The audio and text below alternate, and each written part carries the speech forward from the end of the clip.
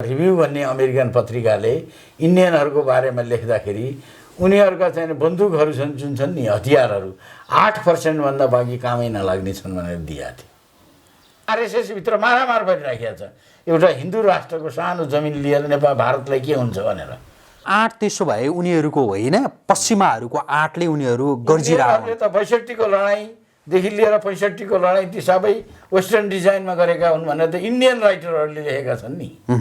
र ती कर्मचारीलाई किनेर अहिले पनि त्यहाँ जालजेल भइराखेको छ। र ती कर्मचारीहरूमध्ये धेरैले सरकारका जुन गोप्य डकुमेन्ट छन् नि त्यो आफ्ना घरमा लगेर राखेको कुरा त तपाईँको अहिले के अरे त्यो रतन सिंह भण्डारी के उनले भनिरहेका छन् नि।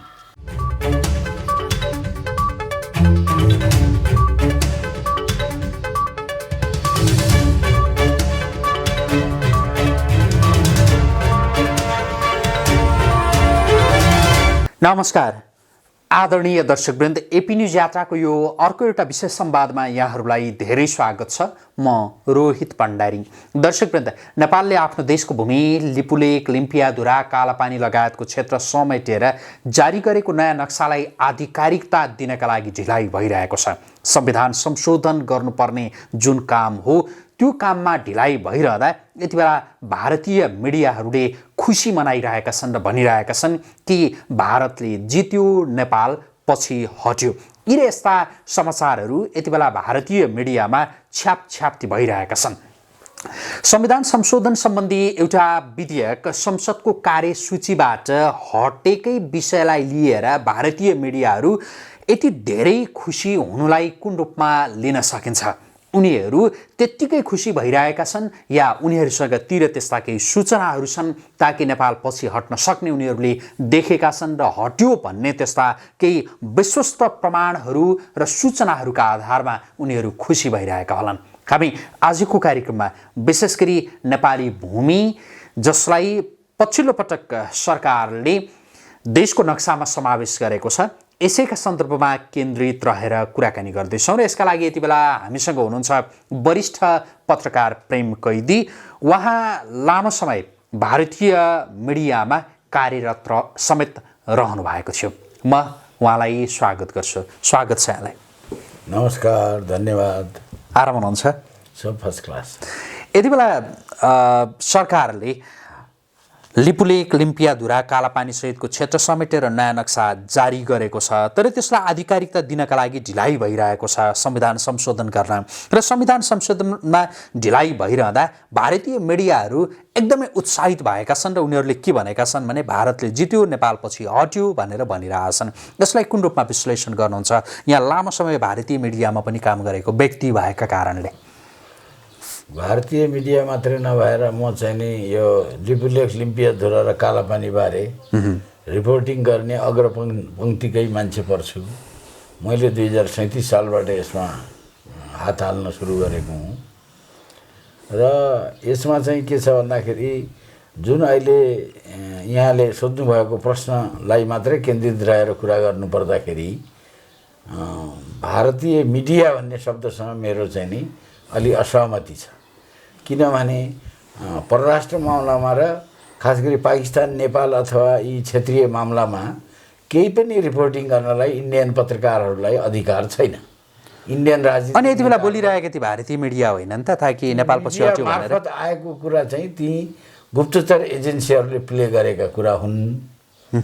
यो यति छिटो यहाँ चाहिँ काठमाडौँमा एउटा चाहिँ प्रस्ताव संसदमा दर्ता भयो, त्यो संसदमा स्थगित भयो भनेर उनीहरूले त्यसलाई चाहिँ इस्यु बनाउने कारण चाहिँ कसरी भयो त भन्दाखेरि यो गुप्तचर एजेन्सीहरूको खेल हो। र ती गुप्तचर एजेन्सीहरूमा रहका चाहिँ नि अनौपचारिक डाइरेक्टरहरूमध्ये एउटा श्याम शरणजीलाई म्यारियट होटेलको मालिकले आफ्नो गाडीमा काठमाडौँ ल्याएर 2-3 दिन काठमाडौँमा आफ्नो होटेलमा राखेर त्यहाँ चाहिँ विभिन्न पार्टीका नेताहरूले, खास गरी काङ्ग्रेस र मधेसी नेताहरूले ल्याएर त्यसमा चाहिँ पछि हट्न लगाएर ओलीजीहरूलाई पनि थ्रेट गरेर श्याम शरणले यो सब स्थिति ल्याए र उनले नै इन्डियन मिडियालाई युज गरेर, इन्डियन मिडिया भनेको परराष्ट्र मामलामा चाहिँ स्वतन्त्र हुँदैन, त्यो युज्ड हो। फ्री होइन। फ्री त्यसो भए जति बेला नेपालले नयाँ नक्सा जारी गर्ने बित्तिकै भारतीय, हुन त तपाईँले भारतीय मिडिया भन्ने यो शब्द नै यसका प्रति नै अलिकति विमति जनाउनु भएको छ। यद्यपि ती मिडियाहरूले नक्सा जारी गर्ने बित्तिकै जुन रन्थनिएका शैलीमा जसरी उनीहरू प्रस्तुत भए, त्यो उनीहरूको आफ्नो विवेकले प्रयोग गरेका शब्दहरू चलाइएका कार्यक्रमहरू थिएनन्। कुनै पनि विवेकको कार्यक्रम थिएन। नत्र नेपालको दाबीलाई अनुपम खेर जस्तो अहिले भारतीय जनता पार्टीले समेत अत्यन्त नजिक मानेको त्यस्तो बुद्धिजीवी, कलाकार र भारतको विशिष्ट व्यक्तित्व हेर्नुहोस्, मनिषा कोइरालालाई पनि उनीहरूले इन्टरनेसनल एम्बेसडर बनाएका छन्। तिनीहरू सबैले मात्रै होइन कि त्यस्ता अनेकौँ पत्रकारहरूले नेपालमाथि ज्यादती भएको छ। यो नेपालको भूमि हो, यो अङ्ग्रेजहरूले हामीले फसाएका हुन्, यसमा चाहिँ लाग्नु हुँदैन र नेपाललाई फिर्ता दिनुपर्छ भनेर भनिरहेको अवस्था छ। र नत्र होइन भने मिडियाले जे बोले त्यही कुरो उनीहरूले बोल्नुपर्ने हो नि, यदि स्वतन्त्र मिडियाले बोलेको भए। र भारतको स्वतन्त्र मिडिया भनेको त्यो स्वतन्त्र छ, तर आफ्नो लोकल पोलिटिक्समा, लोकल राजनीतिमा जे पनि बोल्न पाउँछन् उनीहरूले। र उनीहरूका त्यो ब्रिटिसहरूको जमानादेखिको त्यस्तो डिजाइन्ड एउटा चाहिँ प्र्याक्टिस छ। र जस्तो अमेरिकामा पनि तपाईँको चाहिँ नि त्यो लाइब्रेरी अफ कङ्ग्रेसमा गएर त्यहाँ चाहिँ नि कुनै पनि सांसदले अथवा कुनै लिडरले त्यहाँ गएर क्लास लिएर मात्रै कुनै विदेश सम्बन्धी मामलामा बोल्न पाइन्छ। ठिक त्यस्तै इन्डियामा पनि नेपालको जस्तो जसले जहाँ हामी पत्रकारहरूले जे मन लाग्यो लेखे भयो, जे दिए पनि भयो। बरु हामी लोकल जस्तो अब राजाको पालीमा हामी कतिपय कुराहरूमा बाधित थियौँ, तर विदेश मामलामा जसले जे लेखे पनि हुने, चीनलाई गाली गरे भयो, इन्डियालाई गाली गरे भयो, अमेरिकालाई गाली गरे भयो, अथवा उनीहरूको प्रशंसा गरेर उनीहरूको भत्ता खाए भयो। नेपालको मिडिया चाहिँ पुरै स्वतन्त्र। त्यसो भए भारतीय ती मिडियाहरूको त्यो आक्रोश नयाँ नक्सा जारी गर्ने बित्तिकै अनि नेपालको संसदमा यो संविधान संशोधन सम्बन्धी त्यो विधेयक अगाडि बढ्न नसक्दाको त्यो उत्साह त्यहाँको सरकारकै आक्रोश र सरकारकै उत्साह हो। त्यसो भए साउथ ब्लकको आक्रोश हो, साउथ ब्लकको उत्साह हो, रको उत्साह हो। र भनेको यो चीनसँग 62मा हारिसकेपछि स्थापना भएको गुप्तचर एजेन्सी हो। त्यसले चाहिँ अरू केही चाइनाको केही लसार्न सकेन, अनि सार्क मुलुकहरू साना साना मुलुकलाई दुःख दिने, पाकिस्तानको पनि केही लसार्न नसकेर अहिले उनीहरू यता नेपालपट्टि, बङ्गलादेशपट्टि, भुटानपट्टि यसरी उनीहरू बढी उनीहरूको चाहिँ जुन उनीहरू मातहतका इन्डो टिबेट बोर्डर पुलिस र एसएसबीहरू छन् नि, तिनीहरू हामीलाई दुःख दिएर हाम्रो बोर्डरमा खनिएका छन्। र उनीहरूको रहले चाहिँ के गर्छ भन्दाखेरि डिजाइन गर्छ यी सब, र उसले चाहिँ नि न्युज पेपरहरूलाई युज गर्छ। यो चाहिँ रहका डाइरेक्टरहरूले प्ले गरेका कुराहरू हुन्। त्यहाँ कुनै पत्रकारिता भन्ने कुरो त्यहाँ त्यो छँदा पनि छैन, त्यो हुँदा पनि होइन। र भारतीय पत्रकार र नेपाली पत्रकारको लडाइँ होइन। नेपालमा चाहिँ पत्रकारहरूले नै आफ्नो तरिकाले यो कुरालाई उठाइरहेका छन्, र कतिपय पत्रकारहरू त चाहिँ यो कुरालाई बिगार्ने पक्षमा लाइनमा पनि छन्। तर यहाँ चाहिँ जसले जे गरे पनि हुन्छ र यहाँ खुला छ। तर त्यहाँ चाहिँ नि त्यस्तो हुँदैन। त्यहाँ विदेश मामलामा चाहिँ कसैले फिटिक्कै केही गर्यो भने त्यहाँ गुप्तचर एजेन्सीहरूले यस्तो तरिकाले उसलाई चाहिँ नि अब कहीँ कतै अँध्यारो कोठामा लगेर मार्ने हुन् कि यो चाहिँ धेरै जस्तो धेरै साउथ एसियाका धेरै मुलुकहरूमा मैले यो अन्तर्राष्ट्रिय पत्रकार महासङ्घ अन्तर्गत काम गर्दाखेरि धेरै देशहरू भिजिट गरेँ मैले। त्यहाँ कस्तो छ भने अलिकति स्वतन्त्र हिसाबले बोल्यो भने सेनाले राति आएर गोली ठोकिदिने। श्रीलङ्कामा यस्ता धेरै केसहरू भएका छन्। अहिले श्रीलङ्कामा त कुरै छैन, त्यहाँ त हत्या हजारौँ मान्छे मार्ने जर्नेलहरू पनि त्यहाँ स्वतन्त्र रूपमा आनन्दले क्षमा पाइरहेका छन्। र यो साउथ एसियाको स्थिति हेर्दाखेरि धेरै ठाउँमा पत्रकारहरू जस्तो पाकिस्तानमा पनि दमन छ, अनि बङ्गलादेशमा चाहिँ विपक्षी पत्रकारहरूलाई तपाईँको विपक्षी उनीहरूलाई मारिहाल्ने किसिमको अवस्था छ। धेरै ठाउँमा चाहिँ खराब स्थिति छ। र बङ्गलादेशमा त एउटा लेखिका अहिले गायबै छिन् नि, त्यो कस्तो अवस्था छ साउथ एसियामा। तर नेपालमा त्यस्तो छैन। नेपालमा चाहिँ राजकीय पालामा पनि हामीले चाहिँ जथाभावी लेख्थ्यौँ र कहिलेकाहीँ उनीहरूको चाहिँ त्यसो भए भारतका ती मिडियाहरू त्यहाँको रको निर्देशन अनुसार चलिरहेका हुन् होइन? रको निर्देशन त्यो रले त्यसो भए त्यहाँ जस्तो विश्व जगतमा त्यो भ्रम फैलाउने गरी कामहरू गरिरहेछ या जस्तो यति बेला यही जो संविधान संशोधनको त्यो प्रक्रिया नेपालमा त्यो नयाँ नक्साको विषयलाई लिएर केही ढिलाइ भइरहँदा नेपाल पछि हट्यो भारतले जित्यो भनेर भनिरहेछन् नि त्यो हावातालमा भनिरहेका छन् या तिर त्यस्ता केही बलिया प्रमाणहरू छन् र भनिरहेछन् अधिकांशले त भारतीय मिडियाहरू हावादारी नै हुन् भनेर भन्छन् यसका विषयमा चाहिँ यहाँको बुझाइ के छ होइन इन्डियन मिडियाहरू हावादारी छैनन् उनीहरूको तुलनामा हामी हावादारी छौँ उनीहरूको त के छ भन्दाखेरि एकदमै क्लासिफाइड सेना र गुप्तचरहरूले क्लासिफाइड इन्फर्मेसन सेयर गर्छन् र खास गरी विदेशसँग सम्बन्धित इस्यु पर्यो भने लोकल इस्युमा उनीहरू सेयर नगर्न सक्छन् लोकल इस्युमा उनीहरू हावादारी हुन सक्छन् तर इन्टरनेसनल इस्युमा इन्डियाका पोलिटिसियन प्लस इन्डियाका चाहिँ पोलिटिसियनहरूले एकदम ह्याकुलाले मिचेर अहिले कतिपय पोलिटिसियनहरूले नेपालमाथि अन्याय भयो पनि भनिरहेका छन् तर यथार्थमा के हो भन्दाखेरि त्यो त्यहाँ चाहिँ कस्तो छ भन्दाखेरि इन्डियामा चाहिँ अब एकदमै टाइट छ विदेश सम्बन्धमा चाहिँ जथाभावी बोल्न पाइँदैन त्यो जथाभावी बोल्न पाइँदैन र बोलिरहेका होइनन् भने जस्तो इन्डियन टेलिभिजनहरूले के भने भनेदेखि नेपालले चाहिँ यो विषयलाई चिनको उक्साहटमा यो नयाँ नक्साको यो विषय चाहिँ चिनको उक्साहटमा अगाडि सारेको हो भनेर भने नि त्यो त्यसले त्यो हावादारी होइन या साँच्चै नेपाल चिनको उक्साहटमा नै अगाडि बढिरह्यो त त्यसो भए होइन जस्तो इन्डिया धेरै जसोले के छ भन्दाखेरि इन्डिया कसको उक्साहटमा आयो भन्दाखेरि अमेरिकाको चीनका विरुद्ध पाकिस्तानका विरुद्ध नेपालका विरुद्ध साउथ एसियामा युद्ध भड्काउने किसिमले इन्डिया आउँदाखेरि त अमेरिकाको गाइडलाइनमा आयो नि उनीहरूमाथि 17 बिलियन के अरे 17 ट्रिलियन डलर चाहिँ वेस्टको ऋण छ त्यसो हुनाले जति बेला पनि उठबस गराउन सक्छ अमेरिकाले र अमेरिकाले उसलाई चाहिँ युद्ध लाद्न खोजिरहेको छ साउथ एसियामा र उनीहरूको हतियार बिक्री गर्ने प्लान अन्तर्गत यसो भइरहेको छ भनेर चाहिँ मान्छेहरूले भनिरहेका छन् र भन्दाखेरि मिलिट्री स्ट्राटेजीमा के हुन्छ भने यदि नेपालमाथि हामीले हमला गऱ्यौँ भने सम्भावित नेपालको पक्षमा आउन सक्ने शक्ति को हो भन्दा त्यो त चीन हो नि हो त्यसो हुनाले यो स्ट्राटेजिक पोइन्ट अफ भ्यूबाट आइरहेको छ यो चाहिँ हो भनेर होइन कि सम्भावित के र यो चाहिँ यसैले गर्दाखेरि यो समाचारको पछाडि सैनिक अथवा चाहिँ गुप्तचरहरूको हात छ भन्ने कुरो यो स्वतः साबित हुन्छ किनभने नेपालको पक्षबाट आउन सक्ने को हो भनेको चीनलाई त्यो खालको आरोप लगाइदियो भनेदेखि नेपाल चिडिन्छ नेपाल चिडिसकेपछि चाहिँ होइन नेपाललाई चिडाउनु होइन इन्डियनहरूलाई भारतका जनतालाई भड्काउन नेपाल विरुद्ध जे हामीले अत्याचार गरिरहेछौँ त्यो ठिक गरिरहेछौँ भनेर भन्न र चाइनालाई देखाइदिने के अथवा नेपालको पछाडि कोही अरू छ साम्राज्यवादीहरू छन् पश्चिमाहरू छन् भनिदिने अमेरिका छ भनिदिने अब यसो भएपछि के हुन्छ भने इन्डियन जनमानस जसले ट्याक्स पे गरेका छन् यो सब नचाहिँदो काम गर्न त तिनीहरूको नजरमा त हामी ठिक गरिरहेछौँ भनेर देखाउनु पर्यो नि तपाईँले त्यो समाचारलाई इन्डियन मिडियाहरूको त्यो समाचारलाई रणनीतिक चालबाजी भनेर जो भन्नुभयो नि त्यो रणनीतिक चालबाजीका त्यस्ता जुन प्रमाण भनौँ श्रृङ्खलाहरूका विषयमा अलिकति चर्चा गरिदिनुहोस् त योभन्दा अगाडि र अहिले त्यस्ता यो कारणले चाहिँ यो रणनीतिक चालबाजी हो भन्ने खालका आधारहरू जति पनि जस्तो पाकिस्तानबारे उनीहरूले समाचार बनाउँछन् पाकिस्तानबारे खेल्छन् र पाकिस्तानबारेका जस्तो अब इन्दिरा गान्धीले चाहिँ पाकिस्तानमाथि हमला गरी बङ्गलादेश टुक्र्याई अब त्यसले गर्दाखेरि ऊ चाहिँ एकदम ल्यान्डस्लाइड चुनावमा भिक्ट्री गर्यो भनेर त्यसरी चाहिँ अहिले चाहिँ मोदीहरूको पनि एउटा डिजाइन उनी चाहिँ साह्रै बदनाम भए इन्डियामा सायद जनता त सडकमा थिए नि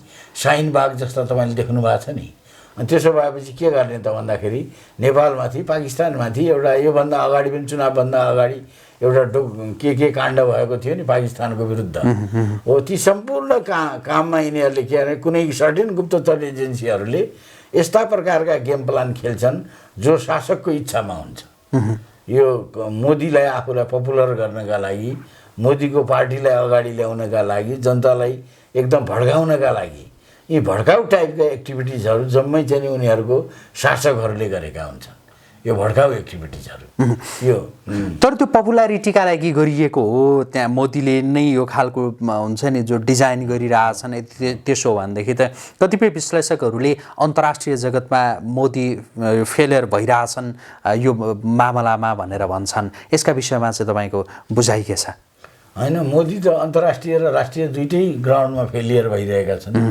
मोदी चाहिँ नि राष्ट्रिय ग्राउन्डमा तपाईँले देख्नुभयो सारा जनता सडकमा छन्। यदि यो कोरोना स्क्याम अगाडि नआएको भए त मोदी त कहिले साफ भइसक्थे र उनी अन्तर्राष्ट्रिय रूपमा त उनी अब राष्ट्रलाई यस्तो ऋणमा डुबाएका छन् कि त्यसको ब्याज तिर्न सक्ने अवस्था छैन र उनीहरूको चाहिँ आर्थिक स्थिति पनि एकदमै जुन बाहिर दाबी गरिरहेका छन् त्यस्तो अवस्थामा छैन। उनीहरूको सेनाको स्ट्रेन्थ पनि जुन उनीहरूले दाबी गरिरहेछन् एकदम 20 लाख हिन्दुस्तान के सेना 1 लाख नेपाल के सेना क्या कर लेगा भनेर जस्तो आइरहेछ नि त्यो बकवास हो। उनीहरूको सेनाको उनीहरूको चाहिँ एउटा रिभ्यू भन्ने अमेरिकन पत्रिकाले इन्डियनहरूको बारेमा लेख्दाखेरि उनीहरूका चाहिँ बन्दुकहरू छन् जुन छन् नि हतियारहरू 8% भन्दा बाँकी कामै नलाग्ने छन् भनेर दिएको थियो। त्यस्तो हतियारको अवस्था छ। भोलि गएर नेपालीहरूले चाहिँ नेपालीहरूसँग राम्रो हतियार हुने हो र सबै चल्ने हतियार हुने हो भने इन्डियनहरूले हामीलाई चाहिँ नि त्यो 20 लाख इन्डियनहरूको फौजले केही लछार्दैन। नेपालले जित्न सक्छ र मोर्याल पनि त चाहिन्छ नि। नेपालीले आफ्नो चाहिँ नि रगतको बलिदान दिनलाई आफ्नो मातृभूमिको लागि लड्ने भए उनीहरू आक्रमणकारी साम्राज्यवादी सेनाको के मोर्याल हुने? उसले के नेपाल जस्तो सानो देशसँग लडेर चीनसँग हारेको पाकिस्तानसँग हारेको होइन? उनीहरूले कति बेला जिते भन्दाखेरि जब इन्दिरा गान्धीले रुसमा गएर आत्मसमर्पण गर्यो सैनिक सन्धि गर्यो त्यसपछि मात्रै केजिबीले सिक्किम विलय गराइदियो बङ्गलादेश निर्माण गरिदियो नि अनि 7th फ्लिट रोक्यो। यो त केजिबीले गरेको हो नि त्यो त उसले त होइन नि। इन्डियनहरूले त केही कतै दक्षिण एसियामा कहीँ फुर्ती लाउनु पर्दैन। त्यो हार्ने र पतन हुने सेना हो। त्यो सेना त्यो राजनीति उनीहरूको त जहिले पनि फेलियर राजनीति हो। त्यो त सबै जब उनीहरूले अमेरिकालाई आत्मसमर्पण गरे रुसलाई आत्मसमर्पण गरे भने बल्ल उनीहरूले फुर्ती गर्ने हुन् अर्काको आडमा। उनीहरूको स्वयंको आडमा गर्न सक्दैनन्। 1 2 उनीहरूको सेना भनेको के सेना हो? आज पनि गोर्खाली 60,000 गोर्खालीहरूलाई त्यहाँबाट झिक्दिने हो भने उनीहरूको चाहिँ नि गुजराती प्रधानमन्त्रीलाई चाहिँ पन्जाबी सैनिकले मारिदिन सक्छ। इन्दिरा गान्धी मारेको प्रमाण हाम्रा अगाडि छ र चाहिँ तपाईँको चाहिँ नि एउटा बिहारी चाहिँ नि मुख्यमन्त्रीलाई चाहिँ तपाईँको एउटा चाहिँ नि डोगरा सैनिकले मारिदिन सक्छ। त्यहाँ चाहिँ कसैले पनि कसैले सहँदैन। एउटा मराठाले अर्को चाहिँ नि बिहारी भाइहरूलाई एउटा खेद्नुपर्छ भन्छ। त्यो त एकदम चाहिँ नि आपसमा चाहिँ नि त्यो जुन अङ्ग्रेजहरूले बनाएको एउटा चाहिँ नि 640 राज्य जबरजस्ती गागेर बनाएको ब्रिटिस इन्डिया हो नि। त्यो त अहिले चाहिँ नि त्यहाँ चाहिँ नि नेपाली चाहिँ गोर्खालीहरू नरहने हो भने त्यो टुक्रा टुक्रा हुनसक्छ। सीमा पनि त्यस्तै हालत छ। Nepali 11th GR 5th GR अथवा 6th GR नगइकन कुनै युद्ध उनीहरूले कहिल्यै पनि युद्धमा अगाडि बढ्न सक्दैन। उनीहरूको अरू सेना भनेको त्यस्तो मिलिटेन्ट सेनै छैन होइन? किन ब्रिटिसलाई र इन्डियालाई गोर्खाली चाहियो? तर त्यहाँको सेनाले यो सेनाको विषयमा त्यहाँको सेनाको विषयमा तपाईँले जे भन्नुभयो नि अब त्यहीँको सेना प्रमुखले यो जो सीमाका विषयमा बोलिदिए त्यो चाहिँ उनी आफू चाहिँ आफ्नै बलमा बोलेका हुन् या तपाईँले भने जस्तै कोही कसैले उक्साएर भारत पनि उक्सिन्छ भन्ने तपाईँले जो भन्नुभयो भारत उक्साएर बोलेको वेस्टर्न हतियारका व्यापारीहरूले उक्साएको भारत हो र विश्वको राजनीति तपाईँलाई अहिले थाहा छ यो कसको कन्ट्रोलमा छ? यो विश्व राजनीति कसको कन्ट्रोलमा छ? र ती कन्ट्रोल गर्ने जुन तत्त्व छ नि पछाडि हो त्यो तत्त्व। त्यसमा त्यहाँका सेना प्रमुखको भारतका सेना प्रमुखको त्यो आवाज कसको आवाज हो भन्नुहोस् त? त्यो त वेस्टर्न हतियारका व्यापारीहरूको आवाज हो। भारतको आवाज आफ्नो आवाज होइन। आवाज किन हुन्थ्यो? त्यो भारतले चाहिँ नि त पोलिटिकल लिडरहरूलाई समेत ओभरटेक गरेर किन आउनु परेको हो र त्यो पोलिटिकल इस्यु हो त्यो। र त्यो चाहिँ फेरि तपाईँले भनेको कुरा एउटा करेक्सन गर्नुहोस् सीमाको समस्या होइन। लिपुलेख लिम्पियाधुरा र कालापानी भन्ने क्षेत्रमा 38,000 हाम्रो 3 जिल्ला भक्तपुर जस्तो 3टा जिल्ला कब्जा गरेर 6वटा बटालियन जहाँ चाहिँ सैनिक बसेको छ र जहाँ चाहिँ उनीहरू चाहिँ तपाईँ समस्या भन्दा नि उनीहरूले अतिक्रमण गरेको त्यो भूमि हो त्यो त होइन? यो चाहिँ नि कब्जा गरेको साम्राज्यवादी एउटा चाहिँ आक्रमण गरेको भूमि हो। त्यसैले गर्दाखेरि त्यो हाम्रो नेपालको चाहिँ नि एउटा चाहिँ नि भूमि कब्जा गरेका छन् उनीहरूले र त्यस्तो प्रकारको कब्जा त्यो सीमामा होइन गडबड सीमामा होइन सीमाभन्दा धेरै भित्र सीमाभन्दा चाहिँ नि 100औं किलोमिटर पूर्व आएका छन् उनीहरू। त्यसैले गर्दाखेरि यो सीमा समस्या भनेर भन्दाखेरि त्यो आँट त्यसो भए उनीहरूको होइन, पश्चिमाहरूको आँटले उनीहरू गर्जिरहेको त ६२को लडाइँदेखि लिएर ६५को लडाइँ ती सबै वेस्टर्न डिजाइनमा गरेका हुन् भनेर त इन्डियन राइटरहरूले लेखेका छन् नि। यो चाहिँ नि इन्डियनहरूको तपाईँलाई थाहा छ, यो चाहिँ नि ६२मा त एउटा कम्युनिस्ट पार्टी नै टुक्रा टुक्रा भयो त्यहाँ। यो एक थरी कम्युनिस्टहरूले भने यो साम्राज्यवादीहरूको खेलौना हो नेहरू भनेर भने र चीनमाथि हमला गरे यो साम्राज्यवादी आडमा भनेर भनेको थिए। ६२मा सिपिएम भन्ने पार्टी भन्यो नि, त्यो पार्टीका सारा नेता जेलमा गए। उनीहरूले के भने भन्दाखेरि नेहरूले यो चाहिँ अमेरिकीहरूको दानापानी खाएर चीनमाथि हमला गरेको हो भने, र यस कारणले हामी पनि भन्न सक्छौँ नि त्यो चाहिँ एउटा साम्राज्यवादको खेलौना हो इन्डिया भनेको। र उसले यस्ता उत्तेजनात्मक कामहरू गर्छ, शान्तिका कुरा गर्दैन। तपाईँको हेर्नुहोस् न, अब चाहिँ भारतकै प्रधानमन्त्रीहरूको सहमतिमा जुन चाहिँ सचिव स्तरीय सीमा समस्या समाधान गर्ने जुन सहमति भयो, त्यसमा एउटा प्रबुद्ध वर्गको एउटा समूह पनि बन्यो। त्यो समूहले एउटा रिपोर्ट तयार गर्यो। त्यो 2000 4सम्ममा त्यो चाहिँ रिपोर्ट बुझाइसक्नु पर्यो, फाइनल गर्नुपर्नेमा यिनीहरू इन्डियनहरूले धकेलेर 2020मा पुर्याए र अहिलेसम्म मोदीले त्यो बुझ्दैन। अर्कोतिर चाहिँ नेपालका चाहिँ तपाईँको राजदूतदेखि लिएर फरेन मिनिस्टरले पटक पटक इन्डियन एम्बेसडरलाई बोलाएर धम्की दिँदा पनि तपाईँको अहिलेसम्म तपाईँले देख्नु भएको छ उनीहरू कुरै गर्न, हामीसँग डाइलग गर्न तयार छैनन्। अनि हामी चाहिँ डाइलग भनेर कसरी भन्ने? त्यसो नेपाल सरकारले नक्सै जारी गर्न चाहेको थिएन। तर नक्सा किन जारी गर्यो भन्दाखेरि उनीहरूले त्यहाँ सडक बनाएको पनि सार्वजनिक टेलिभिजनमा घोषणा गरेपछि यो अचाग्ली गर्यो भनेर नक्सा आयो। र त्यो नक्सा जारी गरिसकेपछि अब त्यो संसदमा प्रस्ताव गर्नुपर्ने कुनै जरुरी थिएन। किनभने कसैले एउटा हाम्रो सीमा केही अरूलाई बुझाउनु पर्ने भए पो 2/3 चाहिन्छ, नत्र किन चाहियो 2/3? संविधानमा त्यस्तो कुनै व्यवस्था पनि छैन। यो प्रस्तावै चाहिँ लानुपर्ने जरुरी पनि थिएन। यो संसदमा लैजानुपर्ने विषय नै होइन, विषय नै होइन नि। किन मन्त्री परिषदले निर्णय गर्यो होइन, नक्सा जारी गर्यो, त्यो नै पर्याप्त हो। त्यसलाई आधिकारिकता दिनका लागि संसदमा लगिरहनु पर्दैन। नेपाल सरकारले निर्णय गरेर जारी गरेपछि हामीले भोट हालेर ल्याएको 2/3 को नेतृत्व गरेको सरकारले त्यो जुन नक्सा जारी गर्यो त्यो हामी सब नेपाली जनतालाई मात्र होइन, भारतीयहरूले पनि ठिक गरे नेपालले भनेर कतिले भनेका छन्। नेपाललाई चिडाउने काम गर्नुहुन्न भनेर भनेका छन्। अब अनुभव खेर जस्तो मान्छे आइसकेपछि अरूको कुरा नगरौँ न। अहिले आरएसएसभित्र मारामार परिराखेको छ। एउटा हिन्दू राष्ट्रको सानो जमिन लिएर नेपाल भारतलाई के हुन्छ भनेर राष्ट्रिय स्वयंसेवक सङ्घभित्र पनि मारामार परिराखेको छ। अहिले चाहिँ त्यस्तो अवस्था आइरहेको छ। म त तपाईँको टेलिभिजनबाट मोहन भागवतजीलाई यो मोदीको कान निमठेर यो अमेरिकनहरूको दलाली नगर भनेर भन्नुहोस् भन्नेवाला छु म। मोहन भागवतजीले उहाँ यदि हिन्दूहरूको चाहिँ रक्षक हो भने उहाँले चाहिँ त्यसरी उहाँले गर्नुपर्छ। वीर सावरकर आज भएको भए के गर्थे? वीर सावरकर त्यो ठाउँमा आइपुग्थे र उनले चाहिँ इन्डियन सेनालाई त्यहाँबाट लात हानेर भगाउँथे। त्यस्तो नेपालमाथि यस्तो अत्याचार गर्ने एउटा हिन्दू राष्ट्रमाथि भनेर भन्ने थिए। कतिपय आज चाहिँ मेरा साथीहरू जो इन्डियन छन् उनीहरूले यो चाहिँ यो यस्ता नचाहिँदा कामहरू यो मोदीले गराइराखेका छ भनिराखेका छन्। र यो चाहिँ मोदी कसरी यस्तो फँसेको छ भन्दाखेरि यो भारतका गुप्तचर एजेन्सीहरू जो पश्चिमाहरूको दानापानी खाएर साउथ एसियामा अशान्ति सिर्जना गर्नेहरूले यो सम्पूर्ण कुरा गरिरहेका छन् भनेर मलाई भन्छन्। र हामी त त्यो मान्दैनौँ।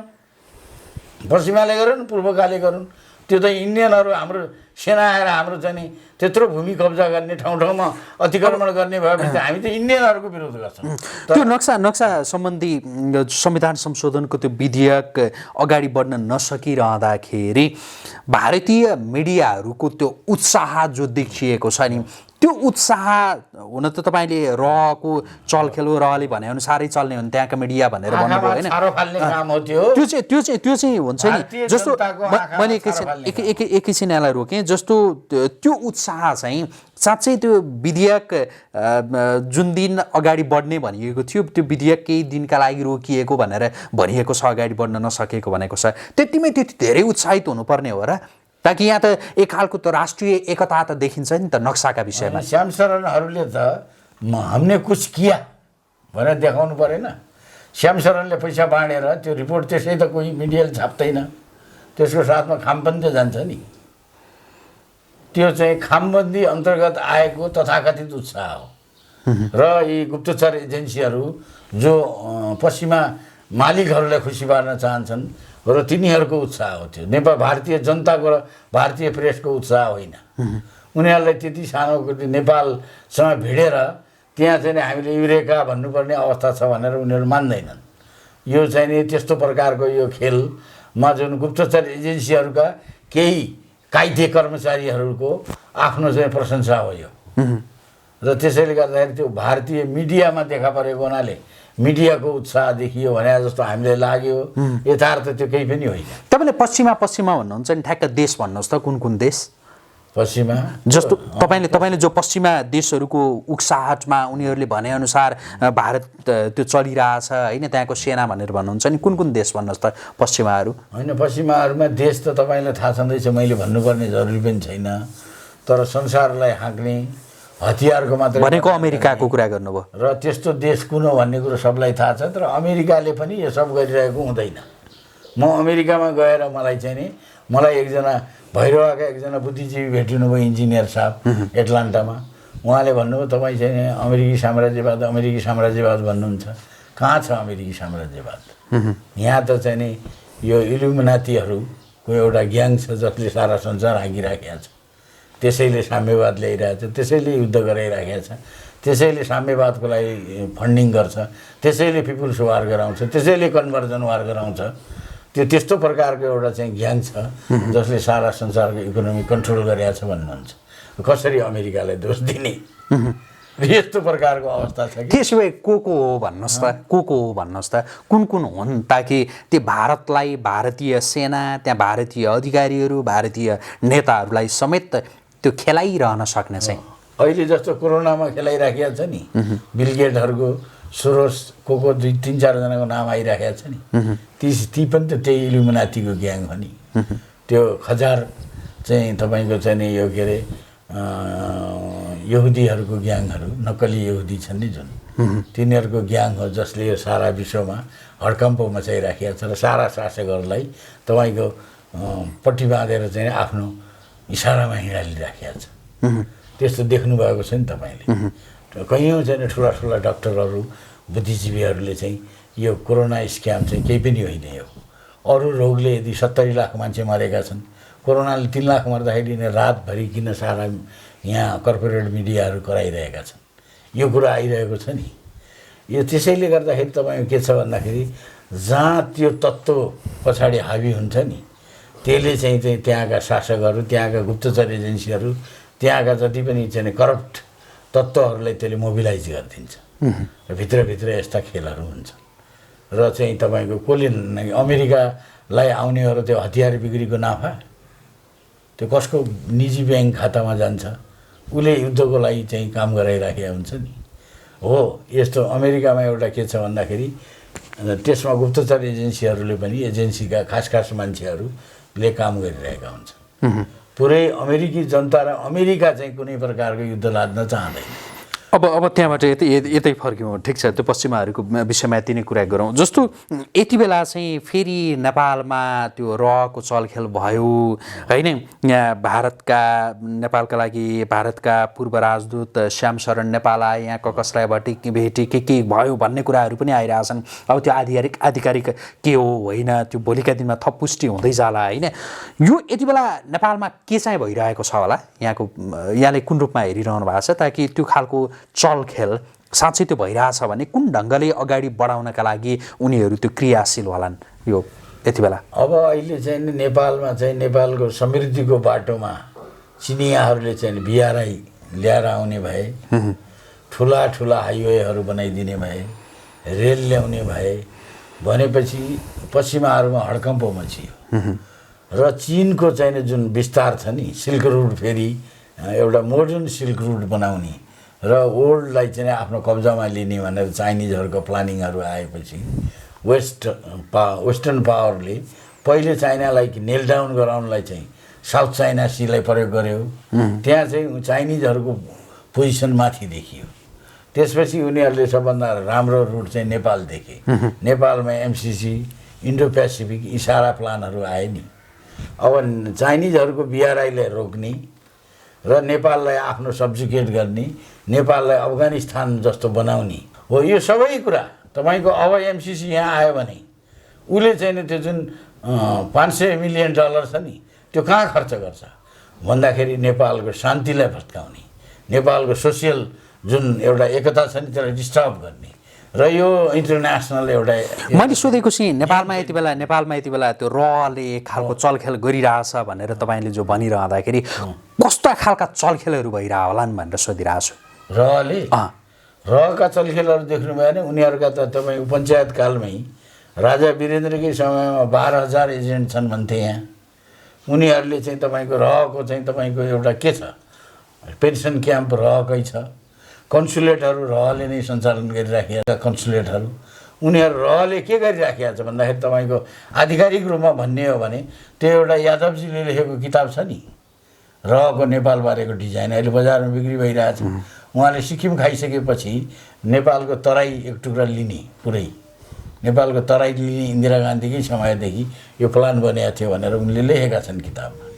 उनीहरूले चाहिँ तराई खानलाई के गरे त भन्दाखेरि त्यो चाहिँ तपाईँको तराई एउटा चाहिँ पुरा मेचीदेखि महाकालीसम्मको एक लेन चाहिँ नि उनीहरूले एउटा स्टेट बनाउने र त्यहाँ हिन्दी भाषा, त्यहाँ नेपाली टोपी लाउन नदिने, मजबुत सुरुवाल लाउन नदिने, त्यो सम्पूर्ण रहको चाहिँ नि मास्टर प्लान अन्तर्गत भएको कुराहरू हो। र त्यहाँ कुनै तपाईँ त्यस्तो कुनै प्रकारको चाहिँ भाषिक एकता भएको त्यस्तो कुनै ऐतिहासिक राज्य त्यहाँ देखिँदैन। भोजपुर थियो त्यसको बारेमा उनीहरू कुरै गर्दैनन्, मिथिला थियो त्यसको बारेमा कुरै गर्दैनन्, अवध थियो त्यसको बारेमा कुरै गर्दैनन्। खालि एउटा चाहिँ पुरै अवधी भाषाको कुरा गर्दैनन्, भोजपुरी भाषाको कुरा गर्दैनन्। अरू विभिन्न भनौँ न तपाईँको चाहिँ नि धेरै प्रकारका त्यहाँ भाषाहरू थिए, धेरै प्रकारका स्टेटहरू थिए त्यहाँ, ती स्टेटको बारेमा कुरा गर्दैनन्। तर एउटै त्यो एक मधेस एक प्रदेश भन्छन् नि, यो सब कसले गरेको? त्यसमा अहिले पछिल्लो कालमा त एक मधेस एक प्रदेशका त तपाईँको पुरै अमेरिका ट्रेन्ड यहाँ चाहिँ तपाईँको यो नक्सा जारी भएपछिको चलखेल चाहिँ कस्तो भइरह होला? नक्सा जारी नेपालले त्यो नयाँ नक्सा जारी गरिसकेपछिको त्यो चलखेल अब उनीहरूलाई सबभन्दा पहिले तोड्नु थियो राजनीतिक दलहरूलाई।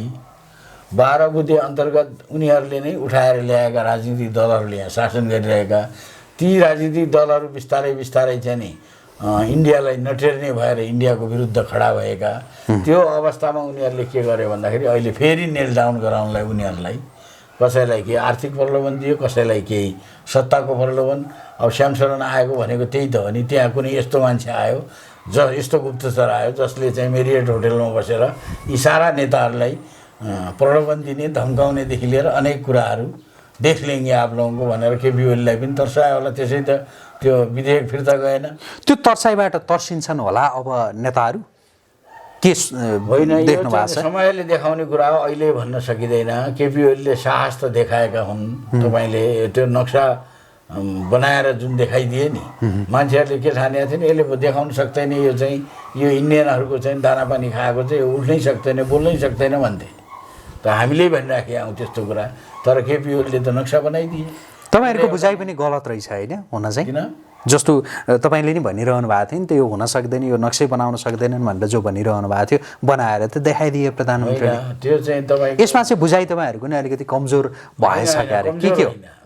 मेरो के थियो भन्दाखेरि पहिले उनीहरूले जुन लटरपटर कुरा गर्थे नि, जहिले पद्मा आर्यालले पनि कुरा तपाईँको अन्टरसन्ट गर्ने, अब तपाईँको चाहिँ त्यो परराष्ट्र मन्त्री चाहिँ के अरे त्यो घेवालीले पनि त्यस्तै कुरा गर्ने र चाहिँ तपाईँको कतिपय फाइलहरू चाहिँ तपाईँको यताका उता पारिदिने, कतिपय नक्सा उल्टा पारिदिने, कतिपय इस्युजमा चाहिँ तपाईँको त्यो जो सम्बन्धित मान्छेहरू छन् उनीहरूसँग कुरा डाइलग नगरिदिने। अनि अगाडि कसैले ल्याउनु पऱ्यो भनेपछि इन्डियनहरूको अलिकति नजिक गएका मान्छेलाई मात्रै अलिकति हाइलाइट गर्ने र 32 सालमा जसले नक्सा गायब पारेको थियो नि त्यो चुचो गायब पार्ने जो तपाईँको चाहिँ त्यो उसको चाहिँ नाभी विभागको चाहिँ डाइरेक्टर थियो नि त्यो मान्छेलाई यिनीहरूले अगाडि ल्याएपछि हामीले के ठान्यौँ भन्दाखेरि यो चाहिँ हुँदैन भन्ने ठान्यौँ। तर त्यहाँ चाहिँ के देखियो भन्दाखेरि सारै इन्डियाले फेलेर चाहिँ तपाईँको सडकै निर्माण गरेर पुरै मेरै हो भनेर इन्डियनहरू आइसकेपछि अब सारा जनता यो सरकार र यो सत्ता यो नेताहरूको विरुद्ध चाहिँ पुरै देश खनिने जस्तो अवस्था भएपछि उनीहरूमाथि भयानक हाम्रो आवाजले गरेको दबाब एउटा चाहिँ प्रतिफल के भयो भने उहाँ चाहिँ राइट ट्र्याकमा आउनुभयो र नक्सा जारी भएको यसको अर्थ मैले गलत बोलेर भएको होइन कि हामीले दबावले काम गर्यो भन्ने दबावले काम गर्यो। तपाईँ एकदम पुरानो पत्रकार पनि होइन, तपाईँहरूलाई त अझ त्यो ज्ञान पक्कै छ। यो जुन त्यो चुच्चो नक्सा यो पहिले थियो नेपालको, ताकि त्यो कहिले कसले त्यसलाई चाहिँ त्यो हटायो यो सम्बन्धी 2032 सालमा भने त मैले कसले 2032 सालमा त्यहाँ चाहिँ तपाईँको चाहिँ नि पुण्य प्रसाद ओली भन्ने डाइरेक्टर थियो, त्यो उपसचिव हुँदादेखि नै त्यसले षड्यन्त्र गरेर त्यसले हटायो भनेर त मैले 50 चोटि मिडियामा बोलिसकेको छु।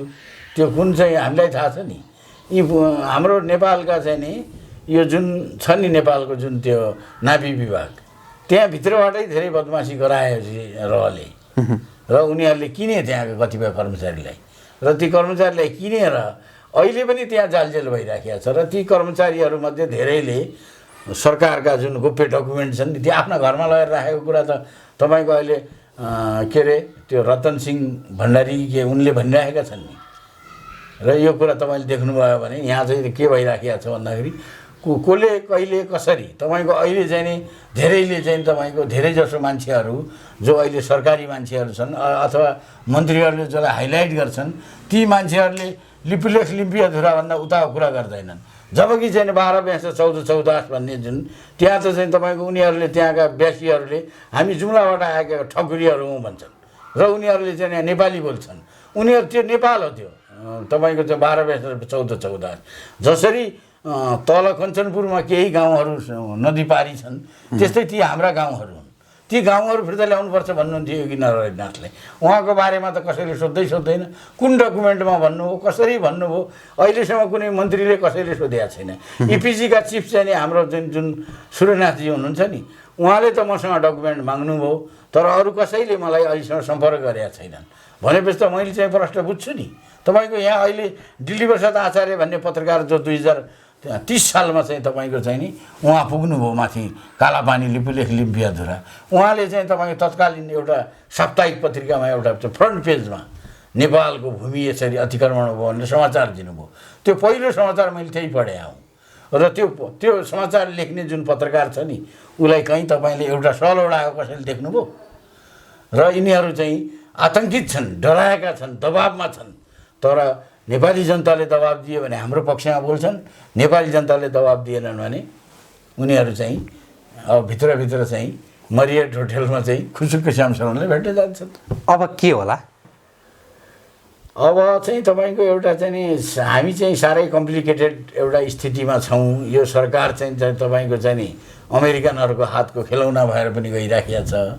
हामीले धेरै चाहिँ नि लिपुलेख लिपि अधुरा र इन्डियाको विरोध गर्दाखेरि अथवा चाइनाको विरोध गर्दाखेरि यहाँ अन्तर्राष्ट्रिय साम्राज्यवादी शक्तिहरू आउने र नेपाल अफगानिस्तान हुने खतरा बढ्दै गएको छ। त्यसैले गर्दाखेरि यो एमसिसी भन्ने आइराखेको छ नि, जुन त्यो गोरखपुर इलेक्ट्रिक लाइन लैजाने भन्ने कुराहरू आइराखेको छ। त्यसका विषयमा म एकछिनमा आउँछु। यो नक्साको विषयमा चाहिँ अब जस्तो नेपाल सरकारले त्यो जारी गरिसकेपछि यहाँले भन्नुभयो त्यही नै आधिकारिक हो, अब संसदले केही गर्नु पर्दैन भनेर। अब भारतको अब फर्दर स्टेपहरू के हुन सक्छ र अब के होला भन्ने मेरो जिज्ञासा चाहिँ त्यसमा केन्द्रित हो।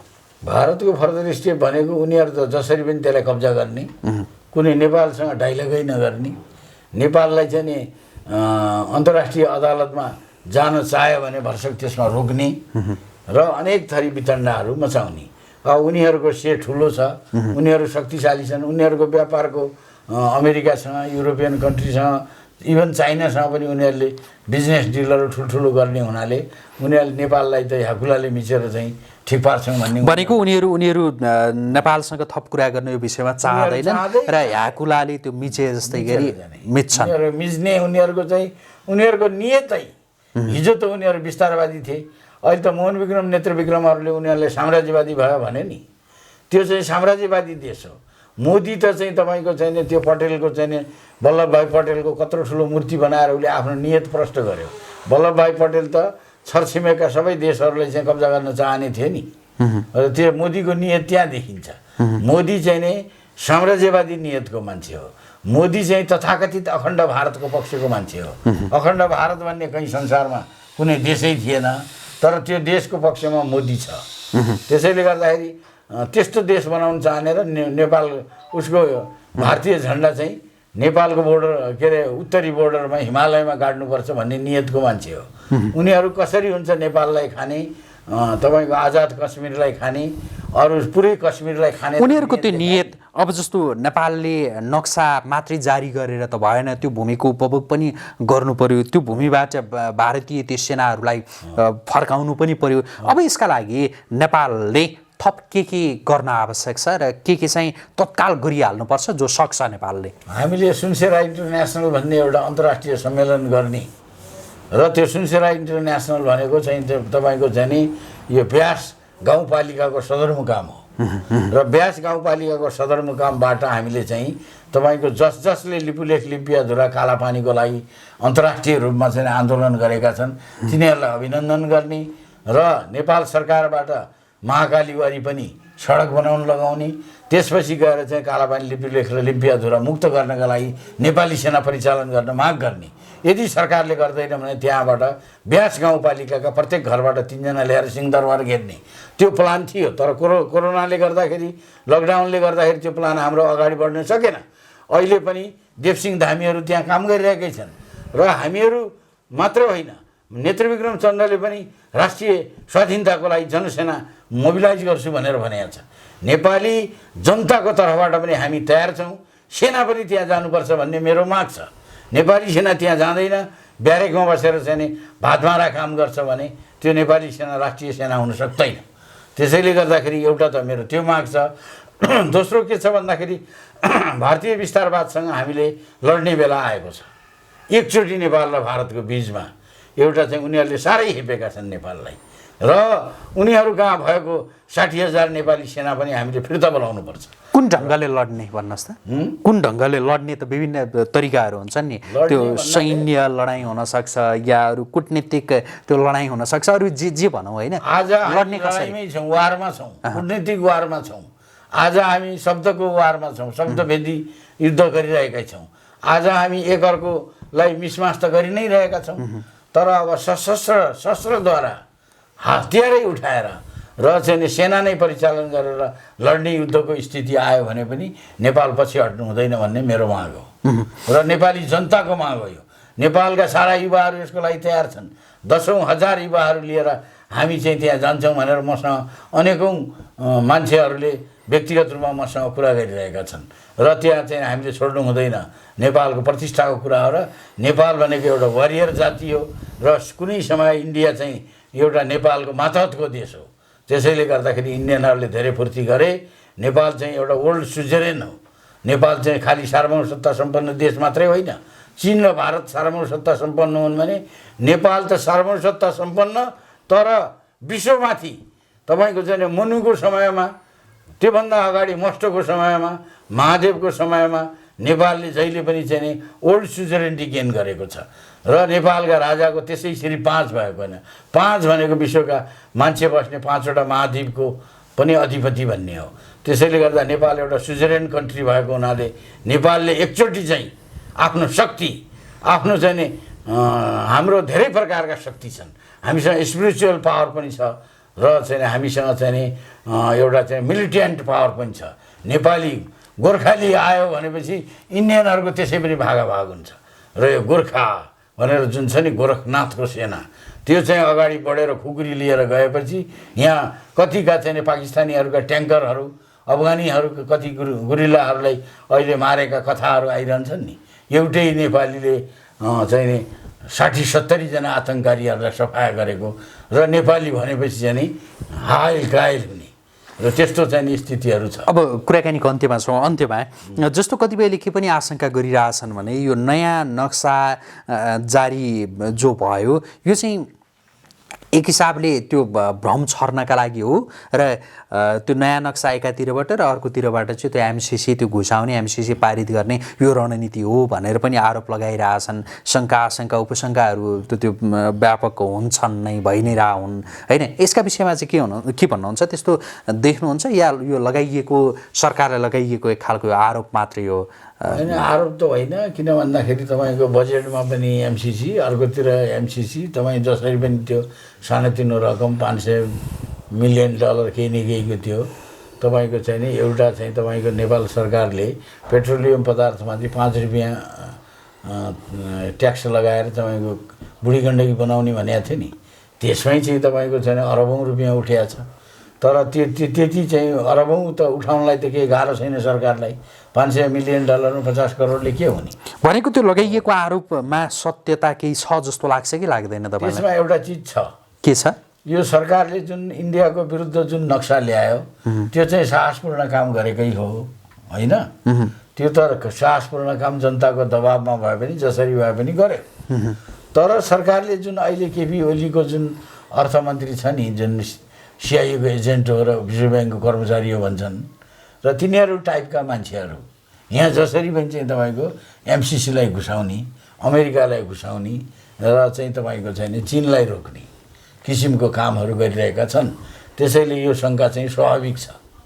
यसलाई चाहिँ कुनै हुँदै नभएको कुरामा यो शङ्का गरे र एक थरी यहाँ चाहिँ चीन र चाहिँ इन्डियाको खाएर पश्चिमप्रति थुक्छन् भन्ने जुन कुरा छ नि, त्यो कुरा तपाईँको गलत हो भन्न सकिँदैन। हुन्छ, आजका लागि चाहिँ कुराकानी यति गरौँ। किन भन्दा हुनुहुन्थ्यो त्यो बनाएलाई कम्प्लिट गर्नुहोस्। ठिक छ। म चाहिँ वास्तवमा के हो भन्दाखेरि यो जुन एमसिसीको जुन कुरा छ त्यसमा संशोधन नगरिकन जसरी चाहिँ नि झलनाथजीको आयोगले जुन सुझाव दिएको छ त्यो कुरा पूर्ण गर्नुपर्छ, अन्यथा यसको परिणाम चाहिँ भोग्नलाई केपी ओलीको सरकारले तयार हुनुपर्छ। हस्, फेरि धन्यवाद यहाँलाई। हस्, आदरणीय दर्शकवृन्द, हामी कुराकानी गर्दै थियौँ वरिष्ठ पत्रकार प्रेम कैदीसँग। उहाँसँगको यो विशेष संवाद आजका लागि यहीँ सकिन्छ। एपी न्युज यात्रा सँगै रहनुहोला। नमस्कार।